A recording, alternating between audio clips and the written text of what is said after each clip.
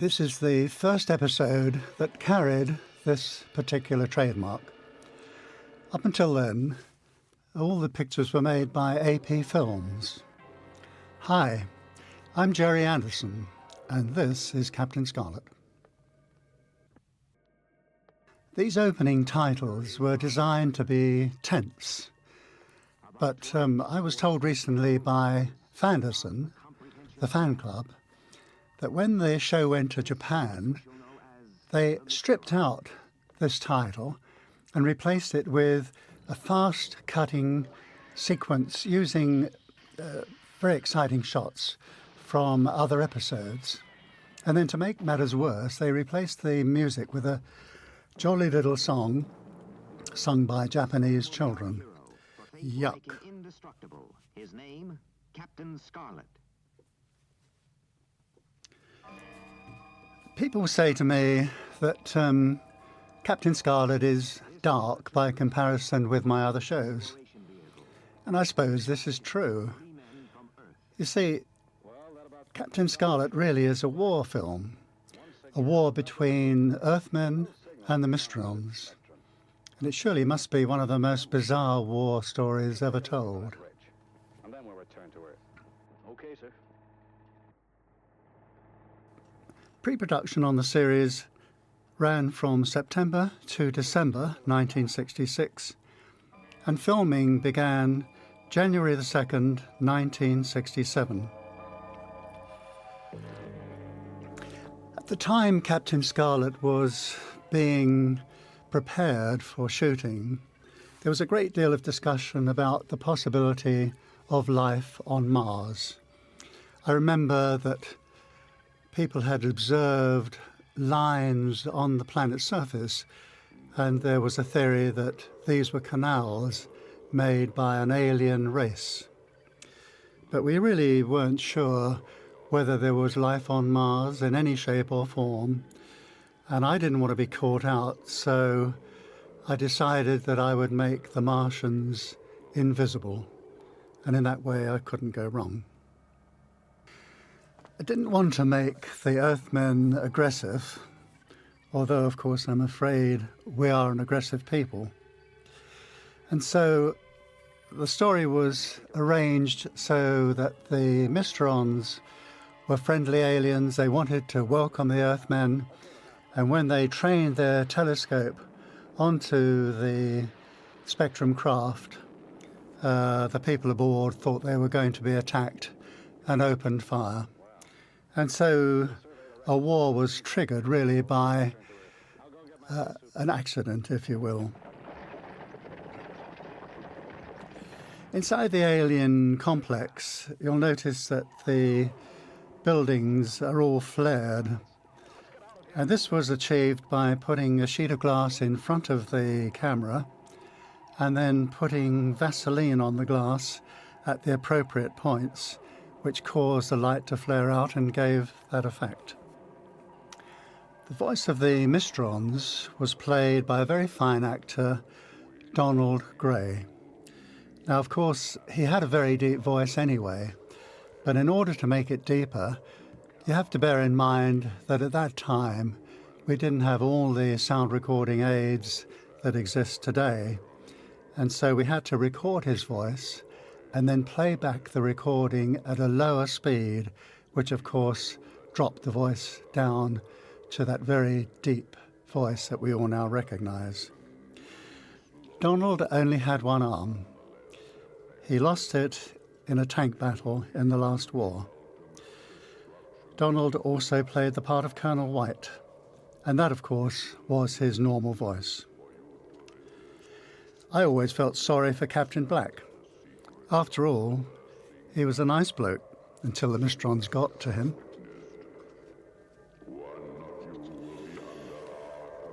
I was always trying to do something different, and I used a drumbeat transition to show an elapse of time, instead of using a dissolve, or fading out and fading in again.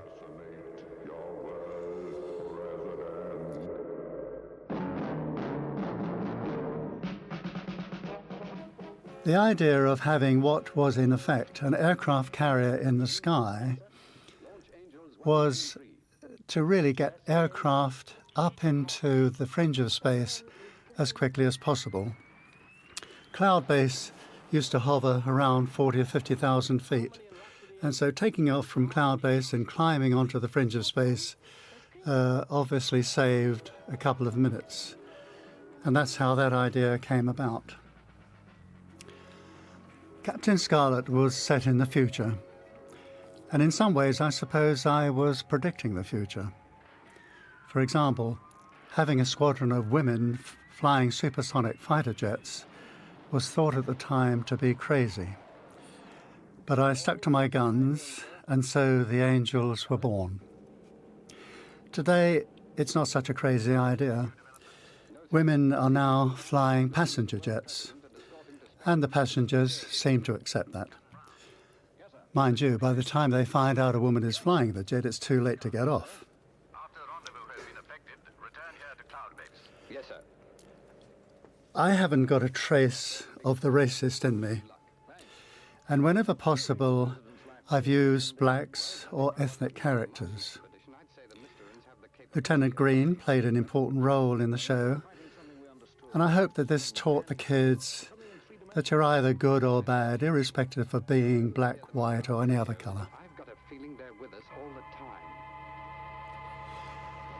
I was paranoid about the wires that controlled the puppets. I really wanted them to move on their own, or seem to move on their own. And in Captain Scarlet, the Angels flew in what we called interceptors, and they had glass canopies. Now, of course, there was no way we could get the wires through the glass canopies. And so we used rods attached to various parts of their bodies and operated from below. And this did away with the wires completely. But of course, there were only certain scenes where we could use this technique.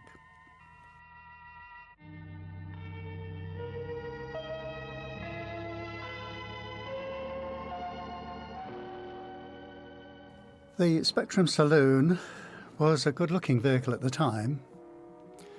Although I must say, having seen the picture recently, I still think it looks good today.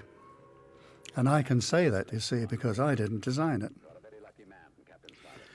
The late Derek Meddings made some spectacular effect shots on the series, and car crashes were one of his specialities. The idea of not knowing who your enemy was intrigued me. I mean, it's fine when people are wearing this uniform or that uniform. You know who they are, you know what they're going to do. And as frightening as it may be, it's not as frightening as when you don't know who the enemy is. And that's what led me to script the idea of Mysteron replacements. Spectrum is taking no chances, Captain. No, sir. Let me give you a rundown on the precautions we've taken. If you look through your window, you will see that we have armed guards placed on every building along the route. That's all very well for a script to say that a motorcade is travelling through New York. But when you realise that every building had to be made, and of course the vehicles and the puppets, you begin to realise the enormity of the task. And it's all for a couple of minutes of screen time.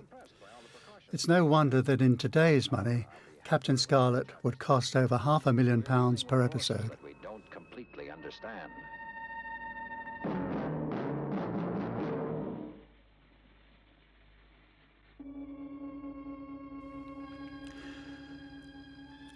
The world president enters a maximum security building. Look at the trouble we took to stage this sequence.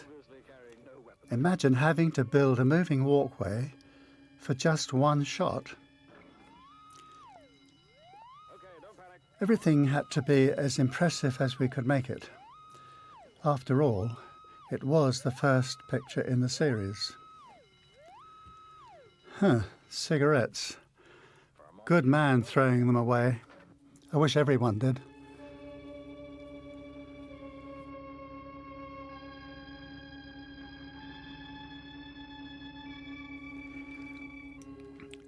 Desmond Saunders directed this episode.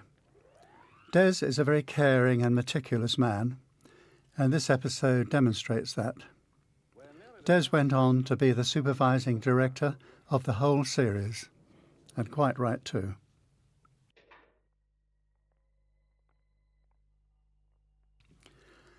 Bob Bell was the art director on most of the series I've made, and these sequences demonstrate his skill.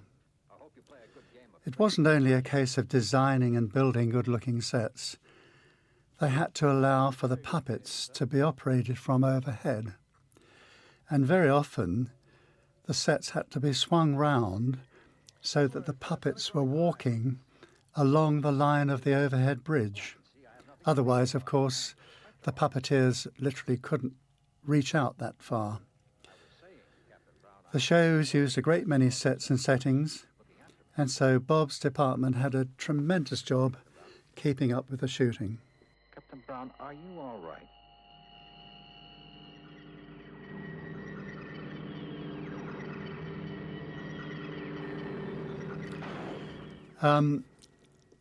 I used to script edit all the stories in Captain Scarlet, irrespective of whether I wrote them or not.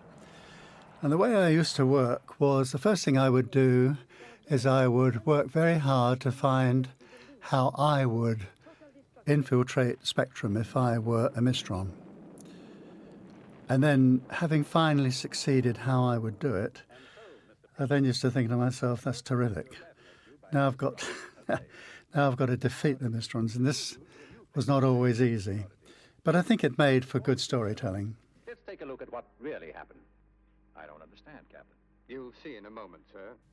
The pictures from the confused cameras in your... The puppets in Captain Scarlet were much more advanced than those in Thunderbirds. The difference was this. In Thunderbirds, we had established the optimum size for a puppet. And then we came up with the automatic mouth movement. And this meant that we had to enlarge the heads in order to house the electronics.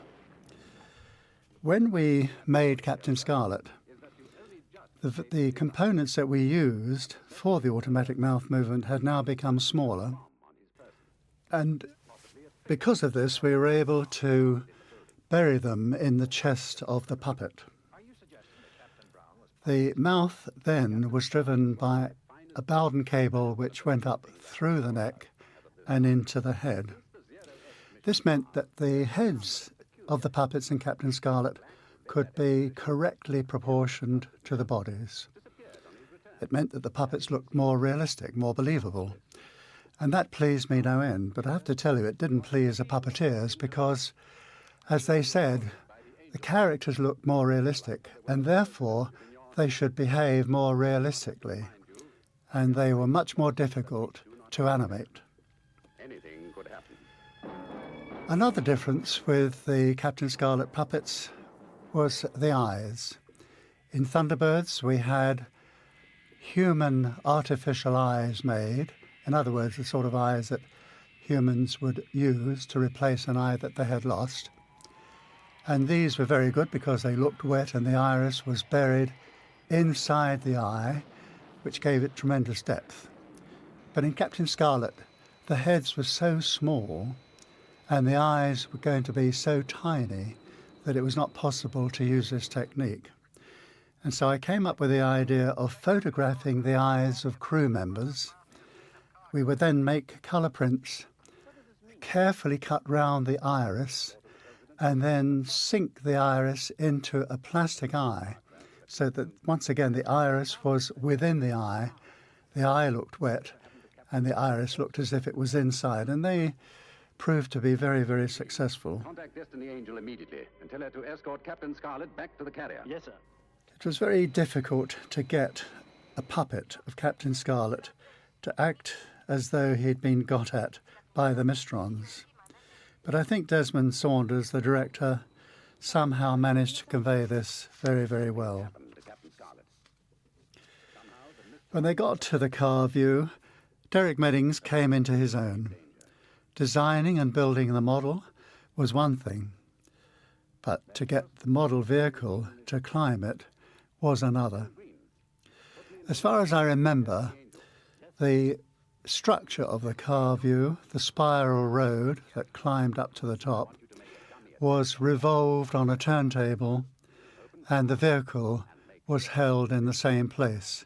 And so the effect was that the camera was tracking alongside the vehicle. Now, of course, it's easy for me to say, yeah, that's how it was done. But that had to be thought out. And this sort of demonstrated the genius of Derek. The action on top of the car view was very difficult to stage. It required a great deal of consultation between the art director, the special effects director, and the director of the film. Everything was very, very carefully storyboarded to ensure that all the shots would cut together to make a sequence. But at the end of the day, in my opinion, everything worked brilliantly. With our puppets, even with Captain Scarlet, the heads were made of fiberglass. And that meant that, of course, they could not have any expression or change of expression. And so what we used to do was we gave each character a number of different heads. There was the normal head, which had a fairly neutral expression. Another head where the eyes would move up and down instead of left to right. And this we would do for a puppet blinking or going to sleep. And so it would continue. In the sequence on the car view, you can see that at key moments like this, when Scarlet was hit by a bullet, we used to have the luxury of creating a special expression just for one shot. And you can see his grimacing expression where he's hit and falls off the car view. But like I say, that was a luxury. I see you have expert ratings on SPVs. It must be tricky facing backwards and driving by TV monitor. And so Captain Scarlet became indestructible. But remember, you are not. Do not try and copy him.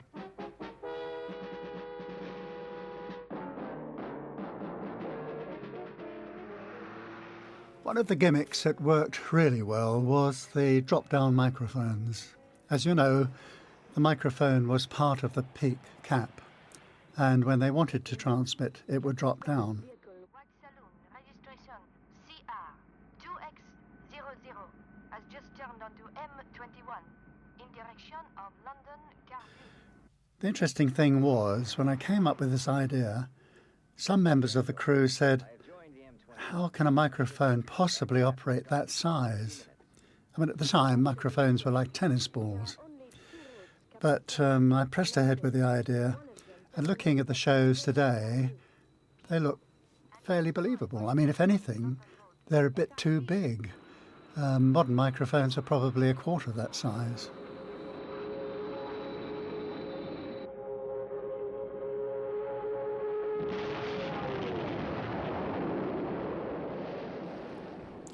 As if we hadn't had enough action, Colonel White tells Captain Scarlet to take the President to London.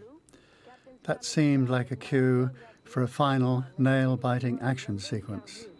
Spectrum helicopter A42. Divert to London Carview. There was some brilliant work done on this last sequence. It was a very tricky sequence to attempt, but I'm glad we tried because I think the guys in the studio did it brilliantly.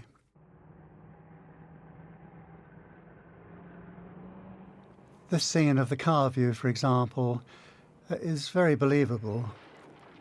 And one of the things that was very, very important with this kind of sequence was the sound. Our dubbing editor, his name was John Peverell. He dubbed most of the pictures I made. And of course, it's very, very important to get exciting sounds so that a sequence like this suddenly comes to life. Interestingly, the SPV, when the SPV was designed, aircraft were going to have rear-facing seats because this was going to make it safer for the passengers in the event of a crash landing. The passengers would be forced back into their seats instead of being thrown forward. And so I came up with the idea of having the drivers in the SPV facing backwards and looking at a monitor which showed them their forward view. I live to regret that decision because it led to tremendous complications. And we had to cheat on many occasions because otherwise it would look as if the car was being driven the wrong way. Once they got to the top of the car view, there were some very tricky things that had to be done. The helicopter, for example, had to be flown on wires. This required a model maker standing overhead to fly the helicopter. You had to have a very, very steady hand and a steady arm in order to make the thing fly realistically. Now, of course, helicopters have revolving blades over the top. And so how can you fly it on wires? Well, the answer is we had to fly the helicopters upside down and then turn the picture the right way up once the shot had been completed. When the helicopter came in to attack Captain Blue, its machine guns fired and we saw the bullets hitting the top of the car view and approaching camera. And this was done by placing charges at intervals in the roof. And then, I know it sounds a bit Heath Robinson, but we had a piece of wood with a lot of nails driven in and spaced out about an inch apart. And they were all wired up electrically. And then another piece of metal would be drawn along the nails, and this would cause all the buried explosives to go off one after the other, giving the effect that the bullets were being fired from a moving aircraft. The same problem, of course, applied to Captain Blue. He too had to be flown on wires. He was wearing a jetpack. Around about that time, there was in fact a guy flying in America using one of these jetpacks, and he used to go to football matches and fly around the stadium. But I have a feeling that he must have come to a sticky end because for some reason or other we stopped seeing him and jetpacks weren't used anymore. Come in for attack. Repeat, come in for attack. Another interesting thing is that the Angels were flying in formation in this sequence. Very difficult because one model maker would be controlling two of the Angels and another model maker would be controlling the lead Angel, which was going to dive out of picture. And this was very difficult because not only were they flying in formation, and therefore they had to keep the same distance from each other, but it also meant that when one Angel dived away from the formation, this model maker had to do his stuff without getting in the way of the other model maker. Apart from anything else, we had problems of the model makers working overhead not throwing their shadows onto the set from the studio lights. The whole thing was desperately complicated. To give you an example, if one of the Angels had to fire a missile, the special effects department would insert a metal tube into its nose, and then they would put the explosive charge together with the detonator into that tube. Now it meant that this detonator had to be fired during flight. And so, fortunately, the Angel aircraft were hanging on wires, tungsten wires, very, very fine tungsten wires, and they had to send an electrical charge down the wire in order to detonate the missile at the right moment. Very, very tricky. If they sent too low a voltage, by the time it got through the wire, which of course was a resistance, it was sometimes too low a voltage to fire the missile, and if they turned the voltage up too high, it would then melt the wire and the Angel aircraft would fall into the set. All very, very tricky stuff. That is definitely Captain Scarlet. And so Spectrum saved the world president. It was a good plot for the first episode, and when my boss, Lou Grade, saw it, he was delighted and confirmed his order for 32 episodes. Positively identified as Captain Scarlet. What is even more amazing, Dr. Fawn reports that despite his fatal injuries, he is returning to life and is no longer under the The end titles were designed by Reg Hill. He got Ron Emberton, who is the man who drew extensively the Thunderbird adventures in our comic, which was called TV 21. And he was asked to draw the various shots for the end titles. They were cut together, titles put on them, and it provided a lovely end to the show. And so, all good things must come to an end. I hope you've enjoyed my commentary. Goodbye.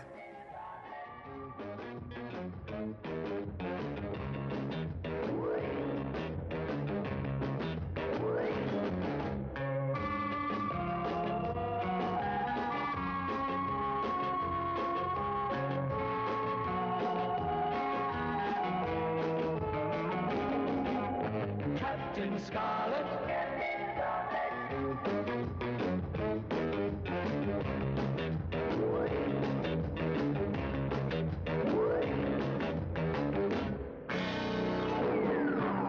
Captain Scarlet.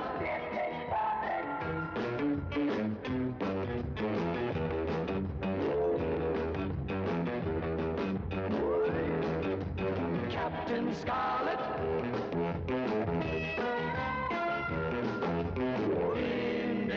Indestructible Captain Scarlet.